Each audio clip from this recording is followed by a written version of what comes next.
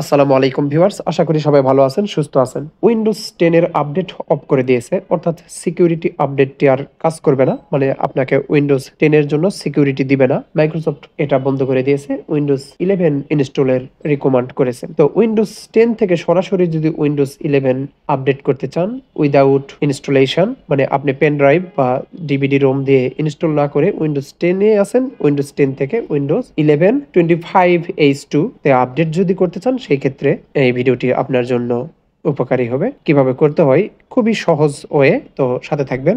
Windows update সেটিংসে গেলে এইভাবে দেখতে পারবেন অথবা এইভাবে পাবেন। যদি আমাদের এই রকম থাকে তাহলে অপশনাল আপডেটে ক্লিক করে আমরা এখান থেকে এইটাও সিলেক্ট করে আমরা ডাউনলোড এবং ইনস্টল করতে পারি।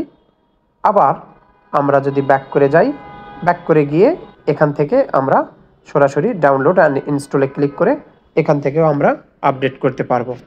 সেই ক্ষেত্রে ডাউনলোড অ্যান্ড ইনস্টলে ক্লিক করব, এটা প্রসেসিং হতে থাকবে। আর যদি উইন্ডোজ আপডেট সেটিংসে যাই, গিয়ে যদি আমরা দেখি যে এই সিচুয়েশান, সেই ক্ষেত্রে আমরা এখান থেকে সরাসরি ডাউনলোড অ্যান্ড ইনস্টলে ক্লিক করলে আমাদের এটা অপশান দিবে। পুনরায় ডাউনলোড অ্যান্ড ইনস্টলে ক্লিক করব, এটা প্রসেসিং হতে থাকবে এবং আপনাকে নির্দিষ্ট সময়ে নির্দেশনা দিবে, সেই অনুযায়ী এটা ইনস্টল করবেন। এই যেমন আমি করলাম। আবার এখানে যাব, সার্চে গিয়ে উইন্ডোজ আপডেট সেটিংস, এখানে গিয়ে আমরা এটা দেখব যে এটা কাজ করছে, প্রসেসিংটা চলমান। পুনরায় দিব আবার রিস্টার্ট।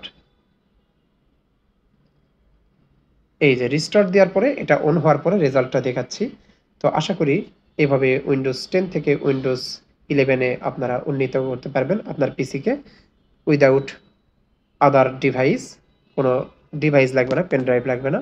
যদি আমরা উইন্ডোজ আপডেট সেটিংসে যাই পুনরায়, তাহলে দেখব you are up to date, মানে উইন্ডোজ 11 আপ টু ডেট আছে।